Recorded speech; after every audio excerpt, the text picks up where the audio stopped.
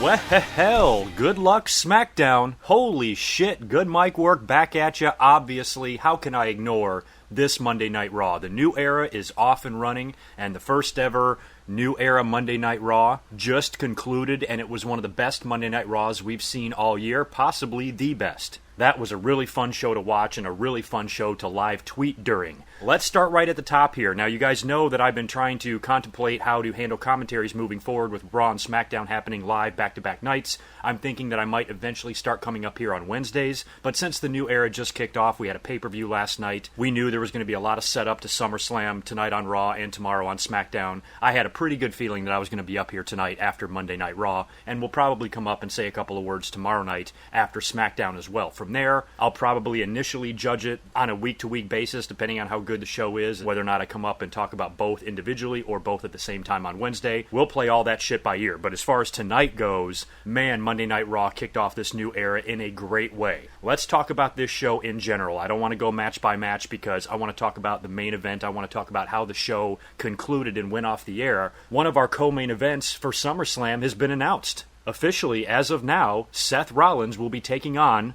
are you ready? Finn fucking Balor for the new WWE Universal title. A title that they are creating, which I'll talk about in a minute, and they will be presenting to the winner of the Finn Balor and Seth Rollins match at SummerSlam. How did Finn Balor get this title opportunity? He was one of 8 superstars selected by Mick Foley and Stephanie McMahon. The show, of course, opens up with the two of them addressing the Raw locker room. Everybody was out on the stage, and we knew there was a lot of fallout from Battleground with Dean keeping the WWE title, so we had a feeling that some sort of a world title announcement was going to take place. I mentioned last night in my Battleground reaction video that I kind of thought they would kick off a tournament and it would go on for the next 4 weeks and culminate at SummerSlam, but they did me one better than that. They figured out who the 2 finalists are going to be tonight, and I don't even hate the way they did it. I would have maybe in my head before Raw liked to see a longer tournament with more guys involved and more guys getting chances, but the way everything played out on TV tonight, I got no complaints. So Stephanie and Mick announced that 8 superstars will be competing in 2 separate Fatal 4-Way matches. The winner of those 2 Fatal 4-Way matches will face each other one-on-one in the main event of Raw, and the winner of that match will go on to face Seth Rollins, Raw's #1 draft pick for the WWE Universal title. Mick Foley and Stephanie announced that Raw would be creating a new world title, and unfortunately for me, I know some people don't care.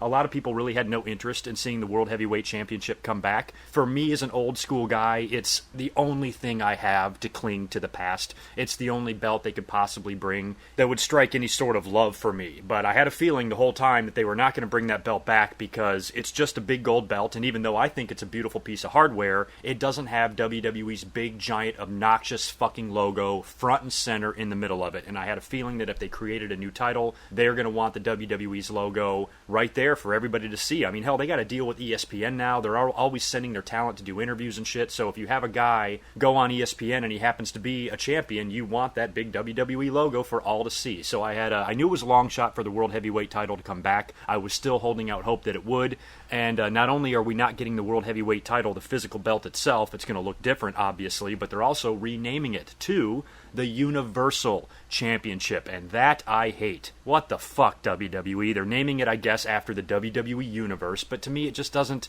it's a brand new belt. I mean, it doesn't have any track record, it doesn't have any history, any legacy, anything like that. That's why I thought bringing back the World Heavyweight title and ununifying it would be the best way to do it, because at least there's been a ton of great stars and legends that have held that belt. With this Universal Champion, whoever wins between Rollins and Balor will be the first champion. So I guess it's a new day. It is a new era in the WWE, so creating a new belt, I guess, would make sense. So I'm not going to shit on it completely, but so far, number 1, was disappointed that it wasn't the World Heavyweight title, and number 2, I really, really don't like the name. But if I have anything to complain about this Monday Night Raw, that is probably it. Just not crazy about the name and the creation of this title. Hopefully the belt itself looks good, and it doesn't look stupid like John Cena's spinner belt or anything like that. If they make and design a really nice title that I can get behind, then yeah, sure. I'm willing to admit that my disappointment could be temporary, and I might wind up loving this new title. But initially, right now, I definitely don't like the name. I don't think anybody else does either. The reason Seth Rollins just gets to face the winner without having to have a match to qualify is because Stephanie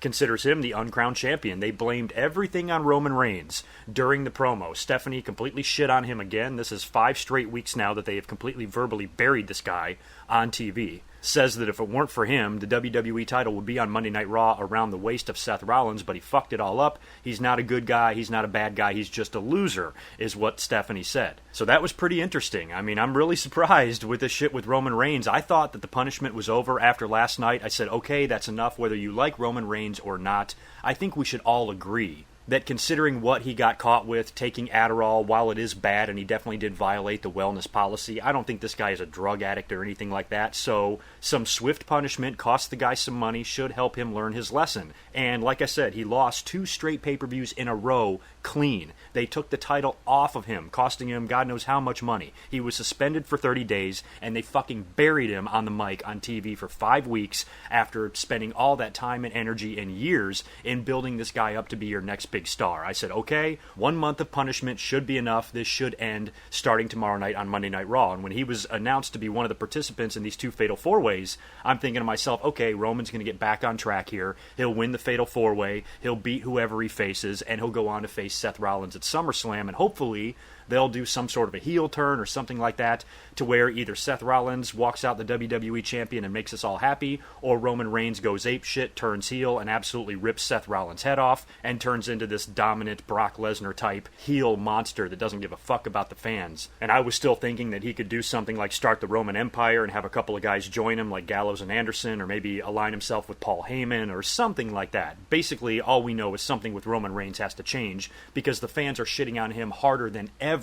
And they were already shitting on him hard enough as it was. So I thought tonight might be a step towards building Roman Reigns back to something significant in the WWE, but no. He does go out there and win his Fatal 4-Way match, but he has to face Finn Balor, who opened up the show by winning the Fatal 4-Way match that he was involved with Cesaro, Rusev, and Kevin Owens. So right out of the chute here, they've got big plans for Finn Balor. Apparently tonight was his birthday or something like that, so that's pretty awesome. And after he won the Fatal 4-Way, that surprised me enough, and I'm like, wow, it's going to be Finn Balor and most likely Roman Reigns in the main event. That's a fresh new match. Everybody small that Roman Reigns has worked with in the past has given him a great match. Daniel Bryan, AJ Styles, Seth Rollins. I think the potential for a Roman Reigns-Finn Balor match is off the charts. These guys can definitely put on a good match, and the last thing in the world I was really concerned with is who was going over. And there was a lot of chatter on Twitter, oh my god, what if Roman Reigns beats Finn Balor? I'm like, Jesus Christ, can nobody be happy that Finn Balor is on the main roster getting a championship opportunity? He already won the Fatal 4-Way, debuted in the greatest way possible, clearly marking his territory that he is going to be a top contender. If he lost to Roman Reigns, I did not think it was going to be that big of a deal,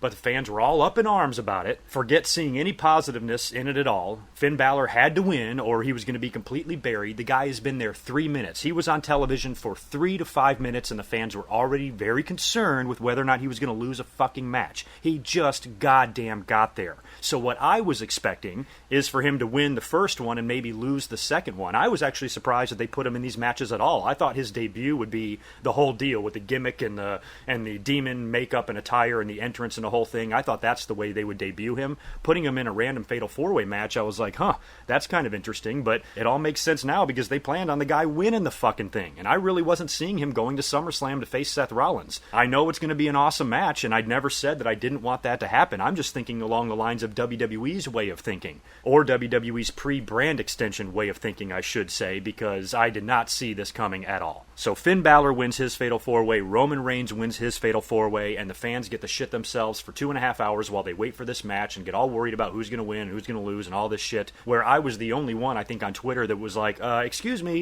is anybody out there besides me excited to see this match and how good it could possibly be and what a great opportunity is for Finn Balor on his first night? He's winning the opening match and he's in the main event and getting a championship opportunity. How in the world can anybody in their right fucking mind see anything negative in that at all? I do not understand wrestling fans, but luckily the whole point was moot because Finn Balor defeated Roman Reigns clean. That part really surprised me. I mean, Finn Balor's 190 pounds. Roman Reigns has been taking on Brock Lesnar in main events of WrestleMania. This was really a mismatch. And I thought Finn Balor might need some help from Gallows and Anderson and form the Balor Club or something like that. I thought some sort of shenanigans were going to have to take place to ensure Finn Balor beats Roman Reigns, but no, his punishment is not over. He lost clean again. And that's where I think the wrestling fans need to calm down on Roman Reigns. You know, everybody always says, oh, we don't hate Roman Reigns the person, we hate the way the WWE books him. Well, they've been making the guy eat shit for weeks, and tonight leading up to that main event, fans were still bitching that he gets too many opportunities and blah, blah, blah. That's not going to change. Even though Roman Reigns is eating shit right now, WWE is not going to throw all that money, time, and energy they spent on him over the last 3.5 years just because he took a fucking Adderall. He will get back to the top of the mountain. He's not going to be sent down to NXT. He's not going to be traded to Ring of Honor or anything like that. Fans think like Roman Reigns is going to go away. That's definitely not going to happen. But the fact that he is still jobbing is pretty amazing to me, and they are really, really teaching this guy a lesson, which makes me think that they're just sending a message. Hey, if we're going to put you at the top of the card, we expect you to behave yourself. And Roman Reigns is really, he's just eating shovels of shit right now. I will tell you this, I was kind of expecting Roman Reigns to snap. They had the post-match interview, sort of, where he was asked a question on the outside of the ring, and he looked back at Finn Balor and says, I'll tell you one thing, I hope he beats Seth Rollins at SummerSlam, and I have a lot of respect for him, and I want a shot at the title when he wins it. I want to have another shot at this guy. So, unfortunately, Roman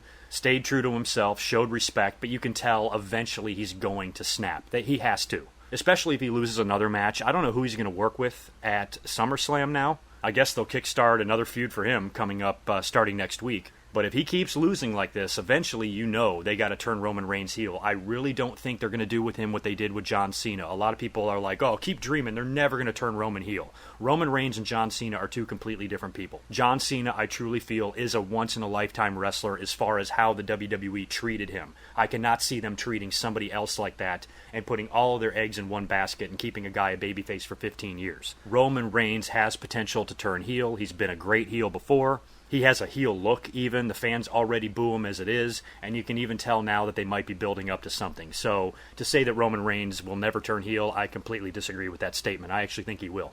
But one man's fall is another man's opportunity, and now we have Finn Balor on the main roster, who's definitely my favorite character in NXT. I love everything about Finn Balor. I am so happy he's getting this opportunity, and that match between him and Seth Rollins for this new world title that they're creating is definitely going to be match of the night at SummerSlam. That's going to be huge. That should be the fucking main event, if you ask me. I don't think it will be, not with another title being defended and Brock Lesnar and Randy Orton having a huge match.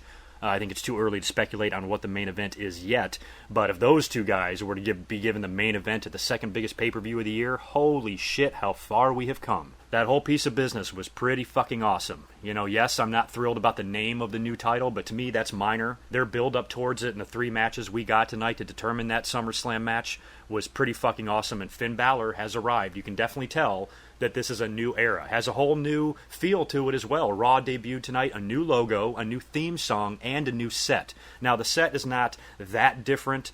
It's mostly the same thing. They just added a few pieces, and there's this arch thing. It reminded me of a SummerSlam set a couple years ago or whatever.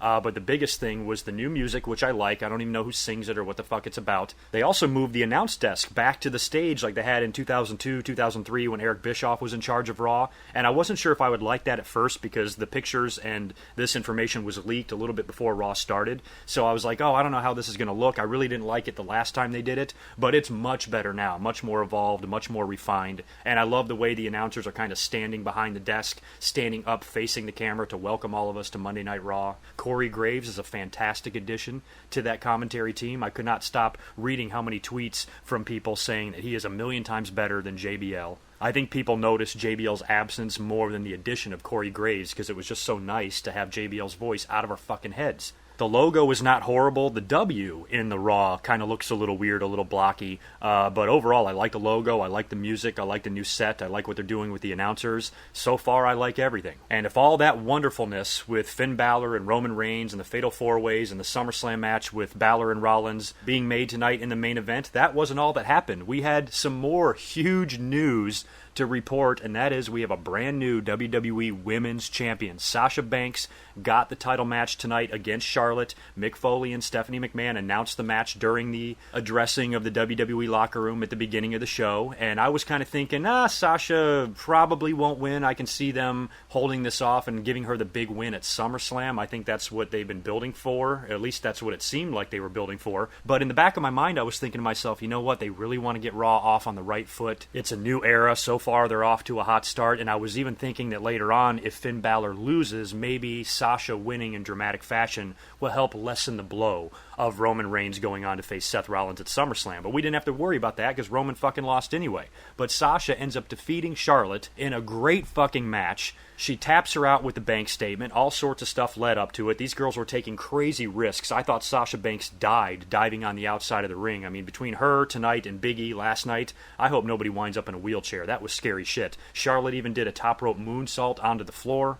Sasha pulled a little Latino heat and fell down and made it look like Dana Brooke had hit her or something like that, and the referee sent Dana Brooke away, so now there's no outside interference. And finally, when Sasha locked Charlotte in the bank statement, she initially got out of it, but she hit her with it again, locked it in tight, and Charlotte tapped out, and the fucking crowd went nuts. And I was thinking that SummerSlam would be a better place for this title change, but how can you do it any better than that? That was great. And it had a very, 1980s type of title change feel to it. Even Charlotte's reaction after the match was a work of art. She's standing there in the aisleway. She's a mess. Her hair's messed up. She's sweaty. She's spent, and she's kind of looking back at Sasha in disbelief. And, you can see tears in her eyes. Just a long-running champion now is the former champion having to walk away watching Sasha celebrate like that.